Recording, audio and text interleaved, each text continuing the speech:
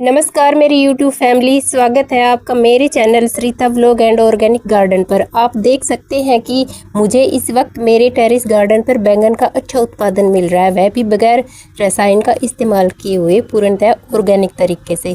छत पर बैंगन की लहराती फसल को देखकर बहुत ही मन प्रसन्न होता है, और हो भी क्यों नहीं, क्योंकि हम जो एक पौधे पर करीब 60 से 70 दिनों तक लगातार मेहनत करते हैं, उसका रिजल्ट अब मुझे भरपूर देखने को मिल रहा है। लंबे बैंगन के साथ साथ मेरे गार्डन से मुझे गोल बैंगन की भी भरपूर हार्वेस्टिंग मिल रही है। आप देख सकते हैं कि इस वक्त मेरे गार्डन में लंबे और गोल बैंगन काफ़ी मात्रा में लगे हुए हैं, और अगर आप भी इसी तरह से अपने गार्डन से बैंगन की भरपूर पैदावार लेना चाहते हैं तो वीडियो को अंत तक ज़रूर देखिए। वीडियो को बगैर स्किप किए पूरा ज़रूर देखें, तभी आपको पूरे वीडियो का फ़ायदा मिल सकेगा। दोस्तों, आज मैं जो अपने बैंगन के पौधे पर अप्लाई करने वाली हूँ वो है ये सफ़ेद सा अद्भुत खनिज। अब मैं इसके फ़ायदे आपको बताती हूँ। इसका पहला फ़ायदा है मिट्टी की एसिडिटी को बैलेंस करना। अगर आपके पौधे की मिट्टी बहुत ज़्यादा एसिडिक है तो उसमें कुछ न्यूट्रिएंट्स पौधे को सही तरीके से उपलब्ध नहीं हो पाते। ऐसी स्थिति में मिट्टी का पीएच संतुलित करने के लिए कृषि में इस्तेमाल किया जाता है। दूसरा फायदा है इसमें कैल्शियम होता है, जो पौधों के लिए बहुत जरूरी न्यूट्रिएंट है। कैल्शियम पौधे की कोशिकाओं और नई ग्रोथ के विकास में महत्वपूर्ण भूमिका निभाता है। तीसरा फायदा है कि सही मात्रा में इस्तेमाल करने पर यह मिट्टी की ओवरऑल कंडीशन को बेहतर बनाने में मदद कर सकता है। और चौथा फायदा है, अगर आपके गमले की मिट्टी बहुत ज़्यादा एसिडिक है तो उसे सुधारने में ये मदद करता है, जिससे पौधे को मिट्टी से न्यूट्रिएंट्स लेने में आसानी हो सकती है।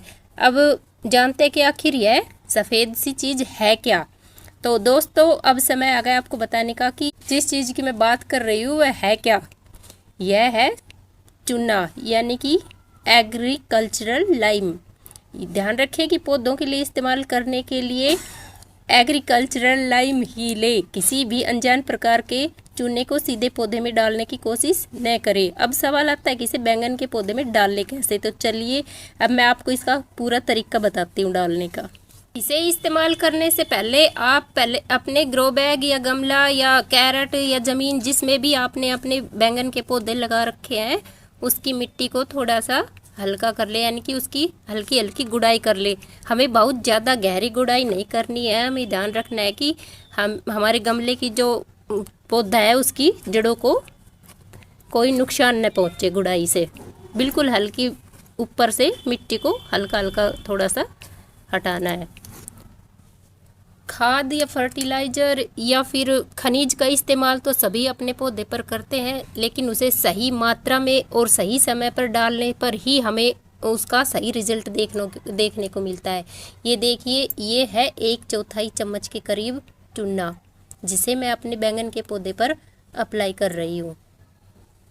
हमें इसे डायरेक्ट मिट्टी में डालना है।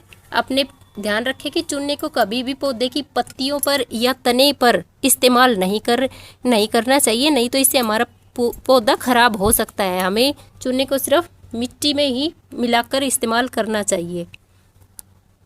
इसे केवल मिट्टी में ही इस्तेमाल करें। इस्तेमाल करने के बाद इसे ऐसे अपने मिट्टी में मिला दें।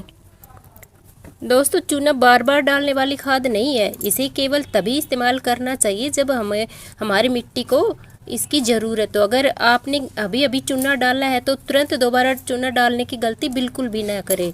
और अगर आपने मिट्टी में पहले से ही कोई खाद या फर्टिलाइज़र डाला हुआ है जिसमें कैल्शियम मौजूद है तो बिना ज़रूरत के चूना डालने से बचें।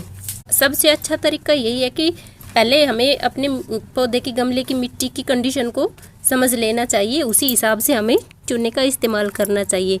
चूने का इस्तेमाल हमें महीने में या 2 महीने में एक बार ही करना चाहिए। इसे हर 15-20 दिन में या फिर सप्ताह 10 दिन में डालने की ज़रूरत नहीं है। सिर्फ चूना डालने से ही बैंगन का पौधा भर भर कर बैंगन देने लगेगा, ऐसा आप बिल्कुल मत सोचिएगा, क्योंकि हमें हमारे बैंगन के पौधे से अच्छी बम्पर पैदावार लेने के लिए हमारे पौधे को सनलाइट, सही वाटरिंग और अच्छे ड्रेनेज और बैलेंस न्यूट्रिएंट्स की भी ज़रूरत होती है। हमारे गमले की मिट्टी में पानी उसी समय डालना चाहिए जब ऊपर की मिट्टी बिल्कुल सूखी हो। लगातार पानी जमा रहने से जड़ों को परेशानी हो सकती है। साथ ही समय समय पर अच्छी ऑर्गेनिक कंपोस्ट या अच्छी इस तरह से सड़ी हुई गोबर की खाद भी हम अपने पौधे पर इस्तेमाल कर सकते हैं। जब पौधे में फूल आने लगे तब उसकी ओवरऑल न्यूट्रिएंट्स और पोलिनेशन पर भी ध्यान देना हमें बहुत ज़रूरी होता है। तो दोस्तों, आज की वीडियो में एक ज़रूरी बात और मैं आप लोगों को बताना भूल गई कि अगर हम अपने पौधे पर किसी भी तरह के खाद या फर्टिलाइज़र का इस्तेमाल कर रहे हैं तो उसमें भरपूर मात्रा में पानी देना चाहिए खाद का इस्तेमाल करने के बाद। लेकिन अगर आपके पौधे की मिट्टी गिल्ली है, पहले से ही उसमें काफ़ी मॉइस्चर है, तो खाद अप्लाई करने के बाद हमें पानी डालने की कोई ज़रूरत नहीं है। अगर आपके पौधे की मिट्टी सूखी हो तो ही पानी डालें।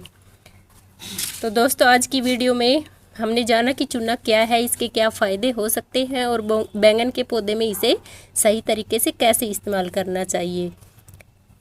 और अब सबसे ज़रूरी बात याद रखिए, कम मात्रा, सही तरीका और मिट्टी की ज़रूरत के हिसाब से ही हमें चूने का इस्तेमाल करना चाहिए। अगर आपको यह जानकारी अच्छी लगी हो तो वीडियो को लाइक ज़रूर करें, अपने गार्डनिंग वाले दोस्तों के साथ शेयर करें और ऐसे ही आसान गार्डनिंग टिप्स के लिए मेरे channel Sarita vlog and organic garden को सब्सक्राइब करना बिल्कुल न भूलें। मिलते हैं अगली वीडियो में एक और आसान और काम की गार्डनिंग टिप के साथ। तब तक के लिए बाय बाय, टेक केयर।